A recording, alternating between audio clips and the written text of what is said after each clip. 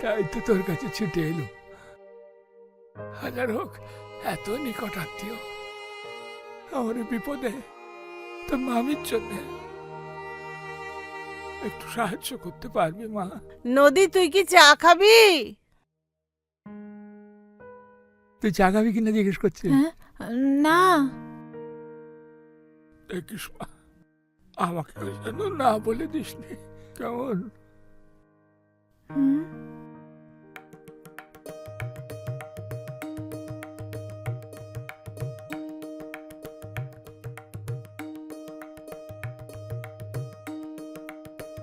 কি হয়েছে কি? তোমার বোন বলছে আমাকে আর বুবলাইকে নিয়ে একটু মার্কেটিং এ যাবে। ওই আমার খুব একটা যাওয়ার ইচ্ছা নেই, তা কি বলো, যাবো? বলছে বলছে যখন যাও। এই রাখি। হ্যাঁ হ্যাঁ,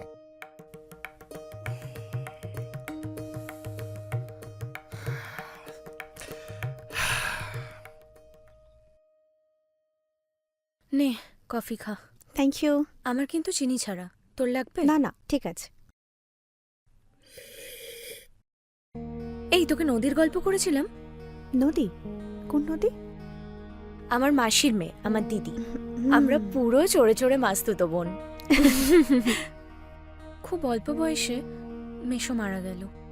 তারপর একটা প্রেমে ল্যাং। দুঃখে লোক দেবদাস হয়। ও দুঃখে এমন পড়াশোনা করলো যে জিআরই ক্র্যাক করে পুরো ইউএসএ স্কলারশিপ পেয়ে। তারপরে তো চাকরি করে বাড়ি গাড়ি গ্রিন কার্ড, এখন একেবারে বিগ আরে শট। শালা, হেভি তো। 10 বছর পর পুজো কাটাবে বলে ইন্ডিয়া এসেছে। পুরো হুলিয়া পাল্টে গেছে।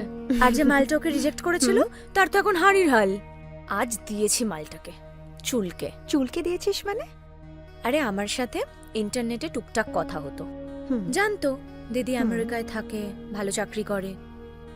হুম। আজ সকালে জাস্ট বলেছি যে দিদি কলকাতায় এসেছে, দেখ কেমন লাগে।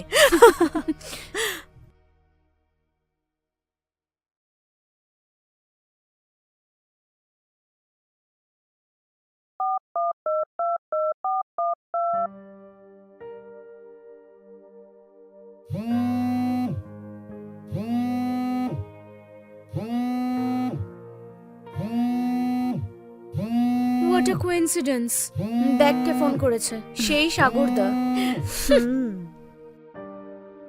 হ্যাঁ সাগরদা বলো। ইয়ে নদীর নাম্বারটা পাওয়া যাবে? জাস্ট কথা বলতাম। হ্যাঁ সেটা তো দিতেই পারি, কিন্তু একটু সময় দাও সাগরদা। একবার ওকে জিজ্ঞেস করি, মানে সেটাই তো উচিত তাই না? হ্যাঁ সে তো বটেই। কই গো, শুনছো? আরে খেতে হ্যাঁ, এসো, আসছি। এসো। ওর পারমিশন নিয়ে নাম্বারটা আমায় পাঠিয়ে দিও। রাখছি, হ্যাঁ।